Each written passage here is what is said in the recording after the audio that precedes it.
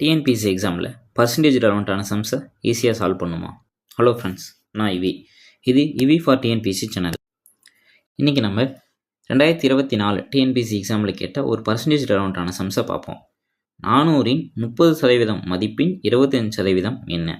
இந்த மாதிரி எப்பயுமே சம்ஸ் கேட்கும் போது நம்ம சிம்பிளாக என்ன பண்ணோம் அப்படின்னு பார்த்தோன்னா, கொடுத்துருக்க நம்பர் என்ன 400, இதோட எத்தனை பர்சன்டேஜ் கேட்டிருக்காங்களோ அதை மல்டிப்புளில் எழுதுங்க. அதாவது என்னென்னா 30%, இந்த சதவீதத்தை நம்ம எப்படி எழுதணும்? Divided by 100.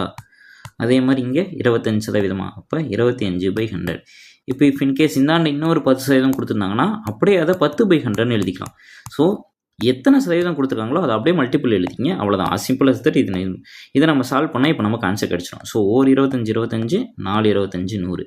ஸோ 2 0க்கு 2 0 கேன்சல், இந்த நாளையும் அடிச்சிடலாம். ஸோ நமக்கு ஆன்சர் என்ன? இங்கே 30.